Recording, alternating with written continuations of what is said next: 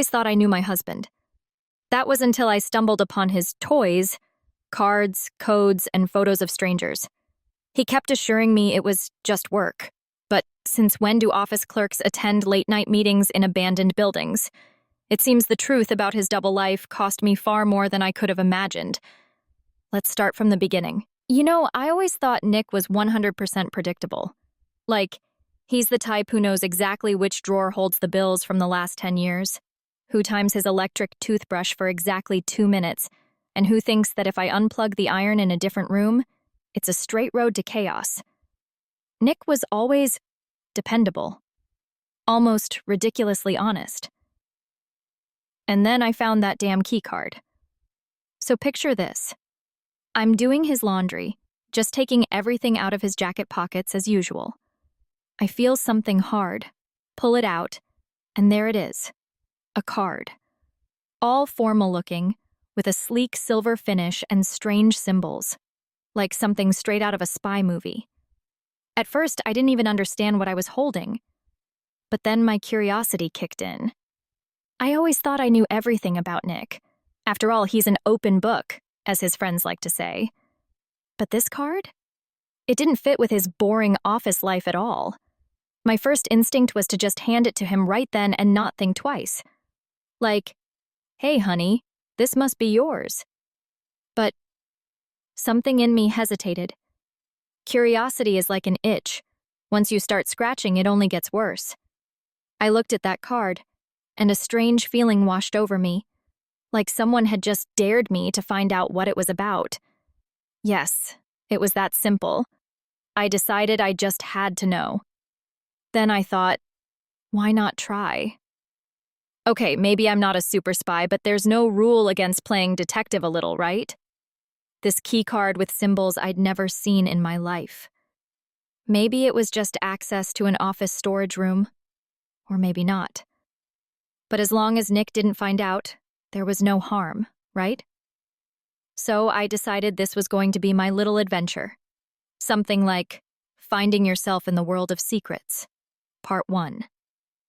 And that's how it all started, with this odd little find in his jacket pocket, pulling me deeper into this madness without me even realizing it. For a few days after finding the card, I tried not to get ahead of myself. Just forget about it, I told myself. But my inner detective wouldn't let it go. And then Nick, my predictable office clerk, suddenly starts going out for night shifts. Yes, suddenly he has these super important, urgent things to do that require him to leave the house at 1 a.m. That's when I realized something was seriously off. One evening, he bolts out of the house, mumbling something like, "Don't wait up, it'll be a while." Well, that "don't wait up" part really got to me. I glanced at the card I'd been hiding in my wallet again.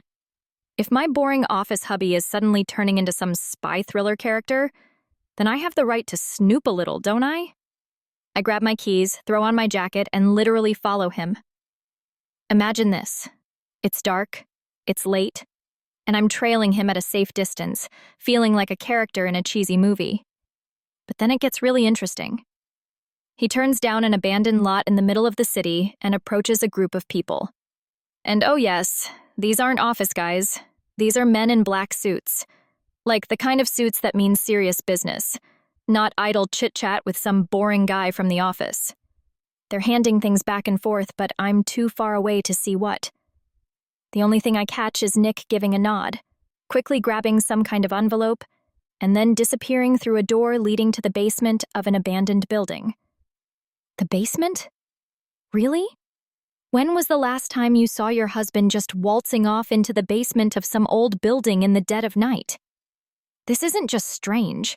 It's straight up suspicious. My mind was spinning. Okay, Jenny, this isn't just some office routine. A basement, shady guys in suits, and nighttime excursions? I was standing there, hiding around the corner, not knowing what to do. Part of me was saying, run home while you still can, while the other part was saying, oh no, you're not leaving without finding out what the hell is going on. After that night shift, my head started filling with one thought crazier than the next. Office clerk, you say? This guy doesn't even know what his workplace looks like, judging by his nightly activities. So one night, while Nick was out on yet another job, I decided to conduct a little investigation right in our garage. Just an innocent look around, so to speak. Or at least, I tried to convince myself it was normal to rummage through my husband's stuff when he wasn't home. So here I am in the garage. Everything looks ordinary. A few cans of paint, tools, a pile of useless things we probably keep here just because it's the done thing. But then I notice a locked cabinet in the corner with a little padlock on it. I'd never noticed it before. All right, Jenny. Now this is no longer just an innocent look around. It's officially a mission. I was sure I wouldn't find anything serious. At most, some old letters or work documents. But what I actually found, I broke the lock with one of the screwdrivers, and right there beneath my feet, a portal to another dimension practically opened up. First of all, there were some highly detailed maps, not just street maps, but marked up with points, arrows, names. On another shelf, I found a stack of photos of people I'd never seen before. Young, old, men, women, it all looked, to put it mildly, disturbing. Who were they? And what were they doing hidden away in the stash of my so-called office worker husband? But the strangest find was an old book with bookmarks. It already looked like something you'd rather not mess with. Worn out, yellowed pages, and weird symbols on some of the corners. What even is this book? At first, I thought it was some kind of textbook or manual. But after flipping through the pages, I realized it was something like a journal or a notebook, with encrypted notes and messages. Judging by the number of bookmarks, my dear Nick had studied it quite thoroughly. I started shaking. Never in a million years did I think I'd be standing in the middle of our garage holding things that felt like they belonged in a cheap thriller. Office clerk? Yeah, right. Who does he think he's fooling? Clearly, my husband has a second, third, maybe even a fourth level of secrecy that I knew absolutely nothing about. And there I stood, holding all this evidence, and my mind went into full-blown panic. My whole life flashed before my eyes. Him coming home, kissing me, making tea, then disappearing at night for his so-called meetings. Sure, those aren't the kind of meetings they talk about at office gatherings. After a couple of hours of panicked overthinking, I was left with just one thought. I had to find out what the hell my office-working husband was hiding, and since I had this mysterious key card, I figured I might as well use it. Nick, thanks for the clue. You have no idea how much you've helped me out here. Evening came, and I decided this was my chance. I waited until he took off for his job, grabbed the key card, threw on a jacket, and drove to his office. It must have looked suspicious even from a distance. Evening, empty parking lot, and I'm heading toward the building looking like I'm about to unleash some grand plan on the world. Okay, I'll admit it. I had absolutely no idea what I was doing. All right, Jenny, just keep walking forward. Act confident, like you break into secret complexes every week. How hard can it be, right? But when I inserted the card into a hidden scanner by the edge of the parking lot and saw the doors opening right in front of me, leading downwards, my heart nearly leapt out of my chest. A secret underground facility? Are you kidding me? What level of espionage is this? I started going down a staircase surrounded by gray concrete walls, feeling like I'd stepped into a low-budget spy film. The stairs led me to a long, dimly lit hallway. This is when I really started to get nervous, but it was too late to back out now. Giving myself little pep talks like, "You didn't come here just to stop at the doorstep, so keep going," I headed down the hallway. There were signs on the floor, so I decided to follow the one that said, "Conference room." Conferences? In a secret complex? I couldn't help but picture Nick sitting at a table with agents in suits, calmly discussing ways to take over the world while his colleagues pretend to be interested in financial reports. When I entered the room, my imagination went up a notch. Instead of a boring table, I saw several screens displaying strange graphs and images, definitely not the kind of thing you'd see in a regular office. Plus, maps with markings hung on the walls, and on one of the tables was a folder marked with the same symbols as his keycard. I was speechless. I came here to just scratch the surface of his secrets, but I didn't expect it to go this deep. I stood in the middle of the room, looking around, realizing I'd gone way further than I'd ever wanted. Now, it wasn't just curiosity, but sheer fear that told me I wasn't alone here, and that maybe I should get out before someone caught me in the act of espionage. And then, the moment came when I just couldn't keep it all bottled up anymore. The whole thing with the key card, the underground complex, the maps, the strange photos, I was completely done pretending that nothing was happening. So the next morning, the second Nick walked into the kitchen, I couldn't hold it in and blurted out, "All right, Nick, enough. What's with all the maps, the keys, and the photos you've been hiding?" He froze for a second, and then he laughed. Yep, laughed, like I'd just told him the most ridiculous joke in the world. Oh, perfect, Nick. Laughing is definitely the logical response when you get caught red-handed. I felt anger rising inside me, but before I could say anything, he suddenly stopped laughing, and a completely cold expression appeared on his face. "Jenny, I don't have to explain every detail of my life to you," he said, in a tone that made me feel like I didn't even belong here. Seriously? We're married, and this whole secret life of his should at least be a little bit relevant to me?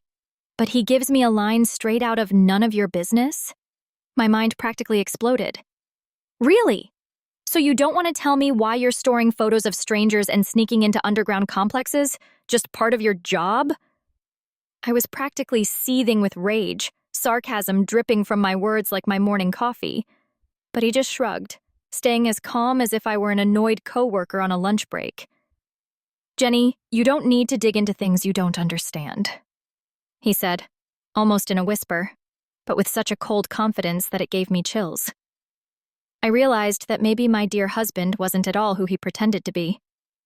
To be exact, I had no idea who he was. I stood there staring at him, feeling the ground shift under my feet. No matter how much I tried to explain all of this away as coincidence or paranoia, the truth felt like it was smacking me right in the face. He's living a double life.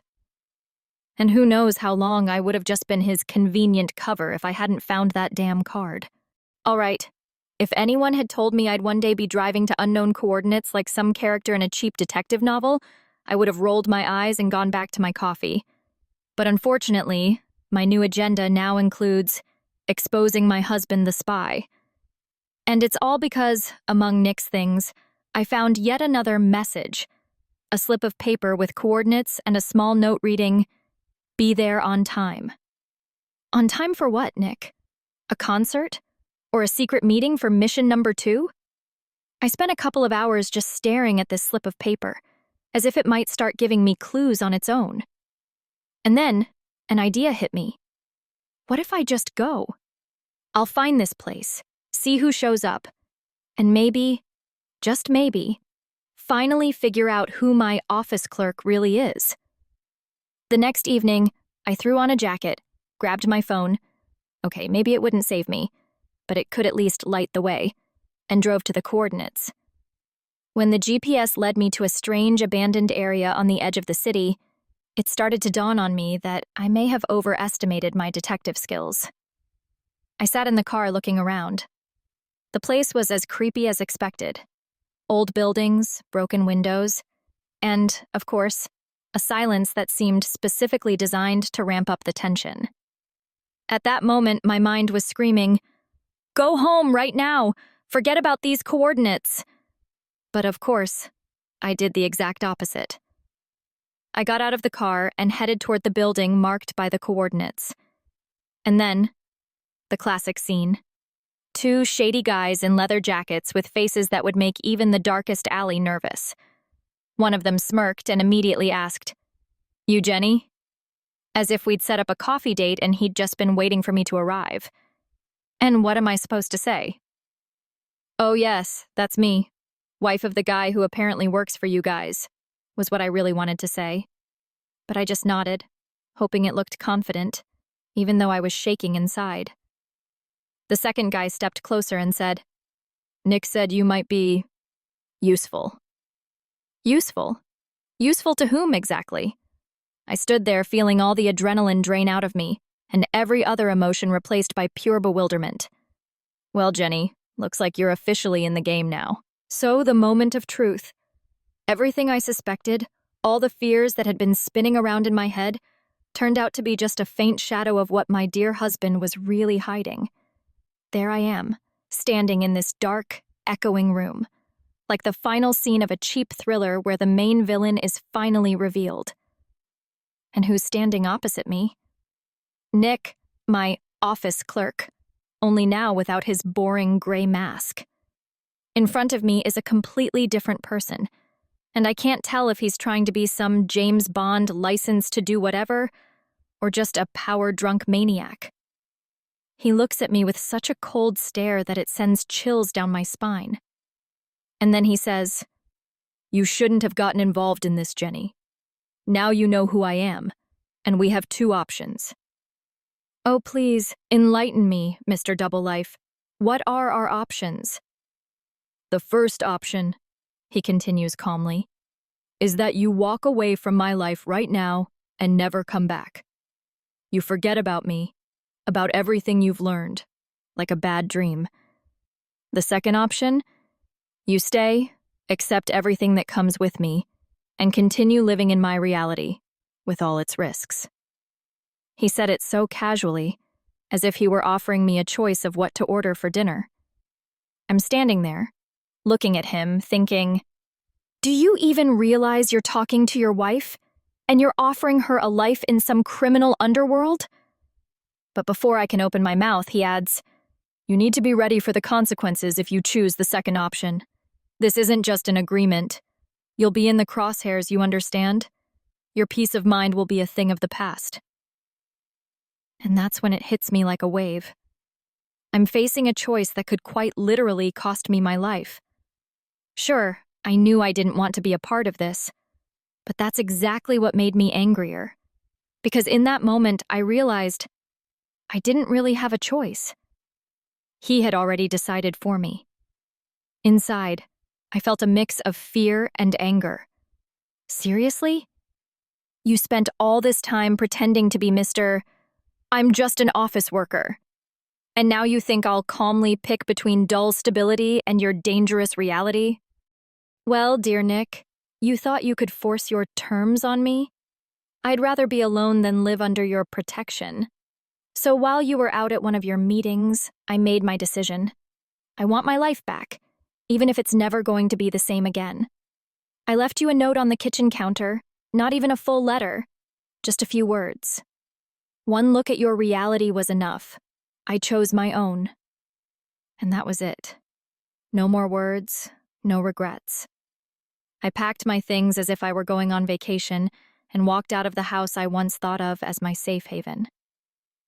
Only now did I realize I'd been living there like a caged bird. Sitting behind the wheel, I caught myself thinking that all these spy secrets and double life drama, that's just not me.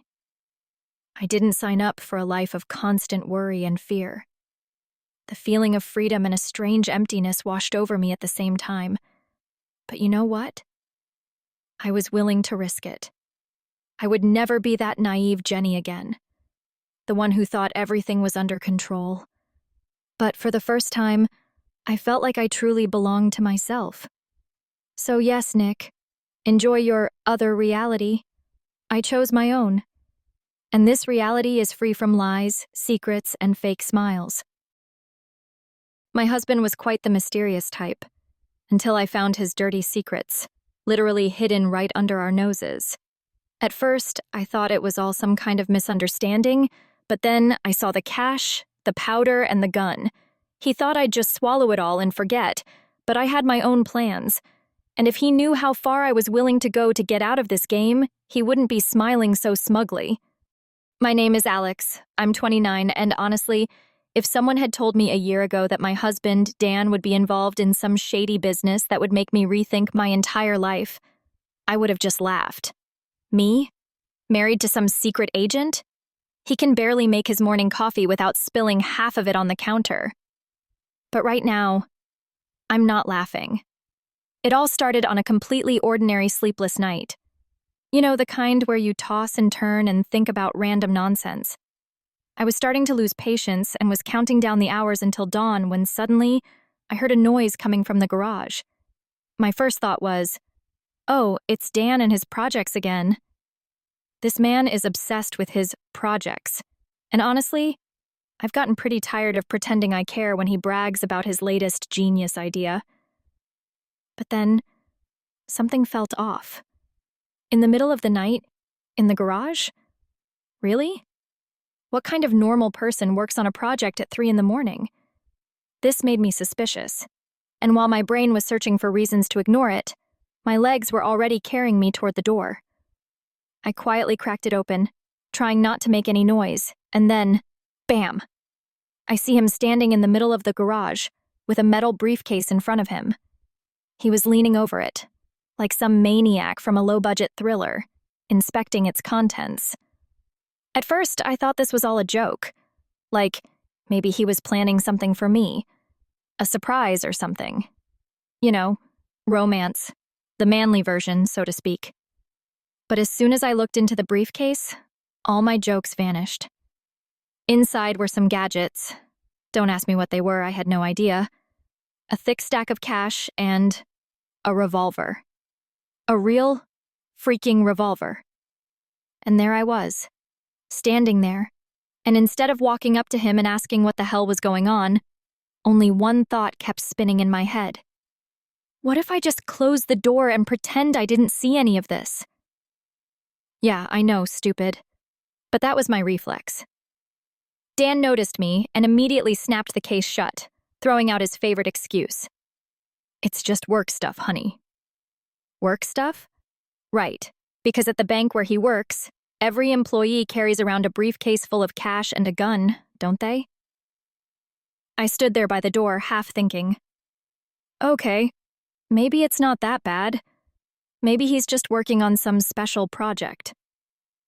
But on the other hand, every internal alarm bell, literally every nerve in my body, was sounding an alert.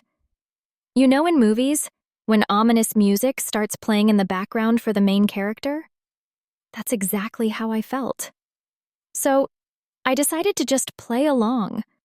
Like, sure, honey, go ahead and keep working on your work stuff. But deep down, I already knew this night was only the beginning of something much bigger. A few days after that strange incident with the briefcase, I started noticing that Dan really was different. He suddenly became secretive, like he'd developed his own little secrets. You know, like when you've done something you shouldn't and are trying to act like everything is normal. But hey, I'm not 7 years old. I could tell he was starting to act, to put it mildly, suspicious. Picture this. He leaves for a meeting at 11 p.m. Who has meetings at that hour? Meetings with friends? Sure, maybe. But when you come home at 2 a.m. with cuts and bruises on your hands, that's not just hanging out with friends. I tried to ask him, hey, what happened? Why do you have bruises all over your hands? He just smirked and said, it's part of the job, you know. Part of the job, huh? Okay, I mean, I love the idea of pretending he's some kind of secret agent, but this was really starting to sound like some crazy stuff. Then one day, I walked into the bathroom while he was washing his hands, and I literally froze in place. His hands were covered in something red, and it didn't look like paint, if you know what I mean. I just stood there thinking, okay, so, is this blood? Could it really be blood? But while my thoughts were racing somewhere between, should I call the police? And maybe this is nothing, Dan, without even blinking, said, just some paint from the new car at the office. Really, dude? He said it casually, but I could tell he was tense. Of course, he hoped I'd buy his little paint story. I acted like I believed him, but inside I was boiling. Every time he explained something, I felt like I was a spectator in some absurd show. Paint on his hands, late-night meetings, and his weird excuses, it all fit together into some creepy puzzle I just couldn't figure out.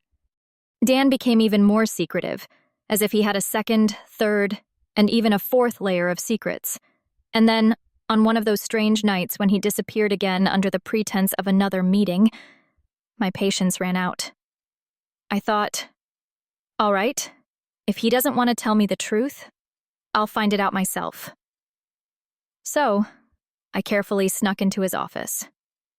At first, it seemed like nothing special.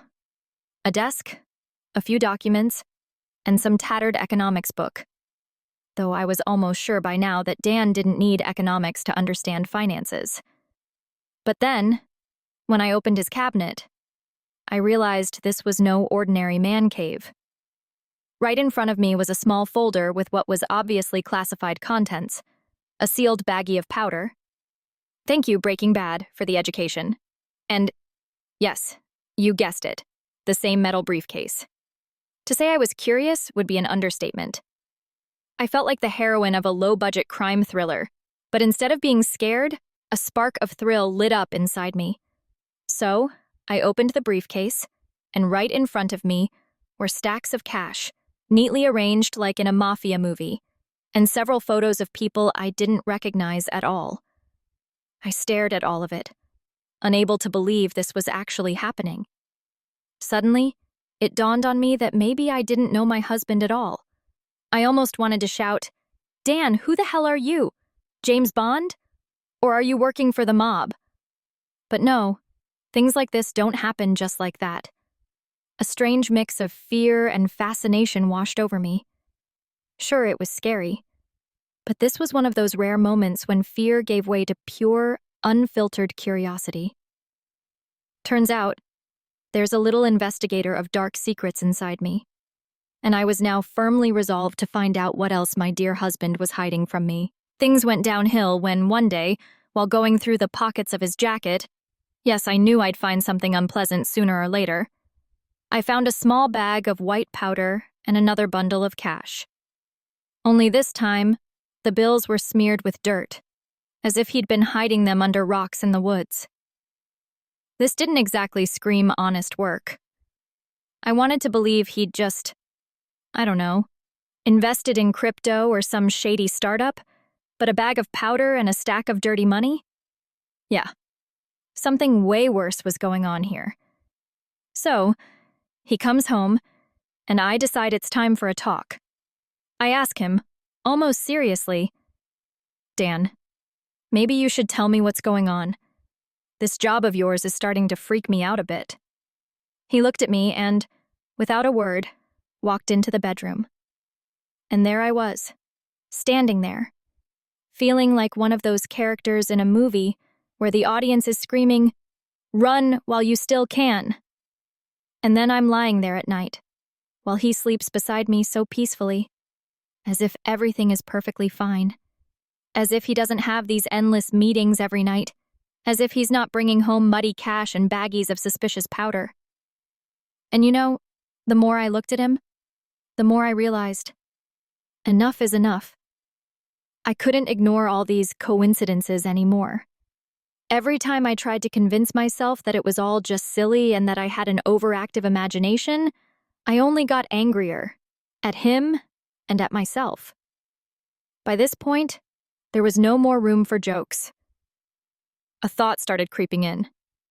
What if I have no idea what I've gotten myself into? The moment of truth had come. I decided I couldn't just sit around anymore, waiting for him to come home with another batch of work. So, when Dan left late that night, I grabbed my keys, threw on a jacket, and feeling a bit like a crazy person, headed out after him. The thought flashed in my mind. Seriously? Am I really about to follow him like some kind of spy? But my curiosity, mixed with a good dose of fear, overpowered any common sense. I kept my distance, hoping he wouldn't turn around. Dan walked with confidence, like he knew every twist and turn of this deserted city maze. After a few blocks, he ducked into a dark alley. Okay, to be honest, my heart almost jumped out of my chest. That alley was darker than a nightmare. But, taking a deep breath, I followed him. And then, just like a scene from a crime movie, I saw Dan meeting with two guys. Seriously, it looked like a scene from one of those movies he usually makes fun of. Darkness, a flickering street lamp, quick glances exchanged.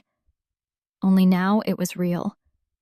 They traded some bags and cash, talking quietly so no one could hear them. I felt truly scared. Dan, my sweet, good-natured Dan, who couldn't find his keys in the morning, had suddenly turned into a character in some late-night deal.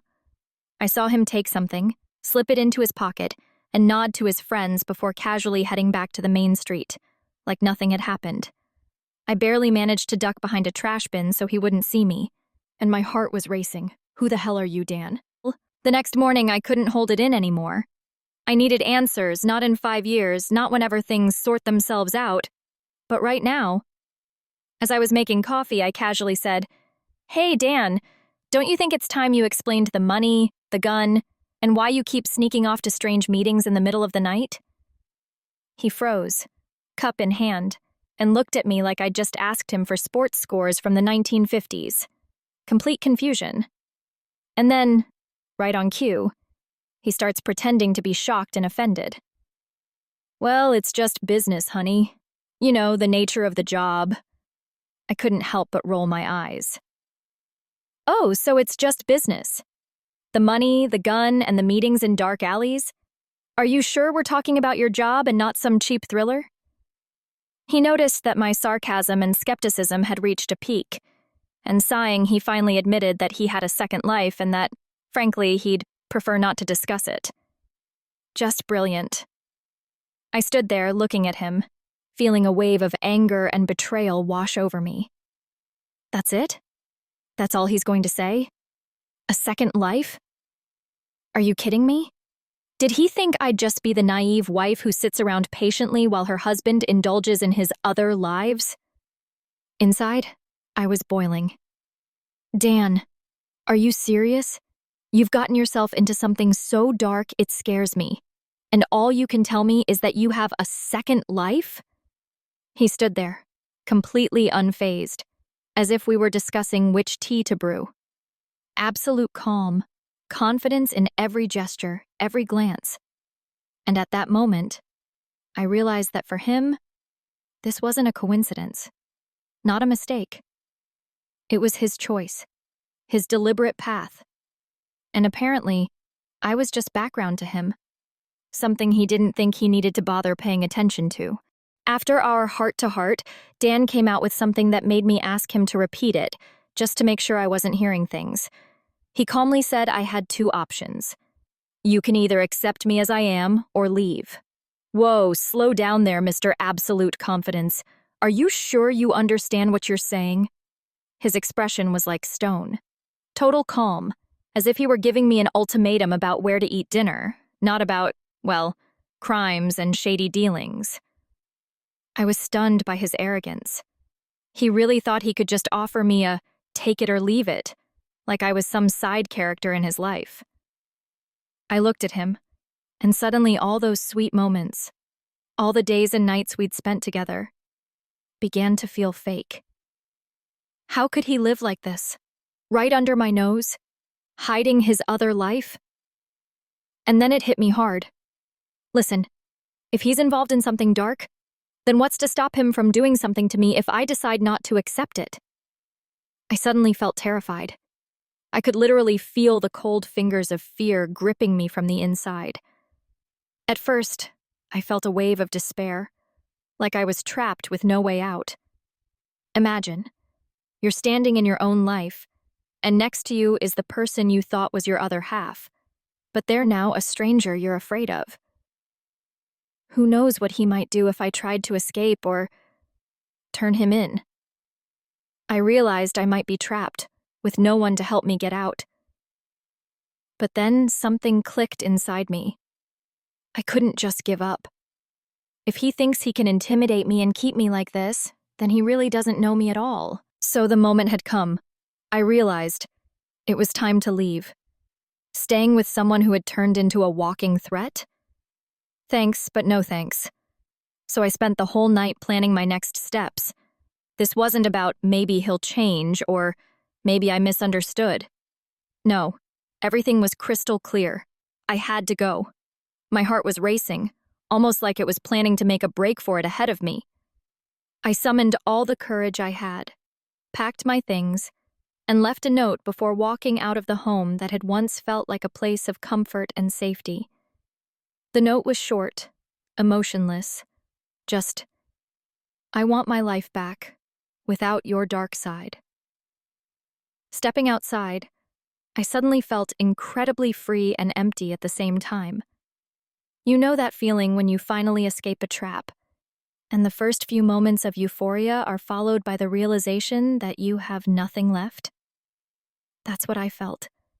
Everything that once was, every moment of happiness, hope, and trust in the person I believed in, was now left behind in that closed chapter of my life. On one hand, it was a liberation. On the other, a terrible emptiness. It felt like, with this decision, I'd lost everything. But at the same time, I'd kept myself. My life, my freedom, they were mine again. And that gave me hope. I knew the scars would remain forever. This marriage left me with wounds that would never fully heal, but it didn't break me.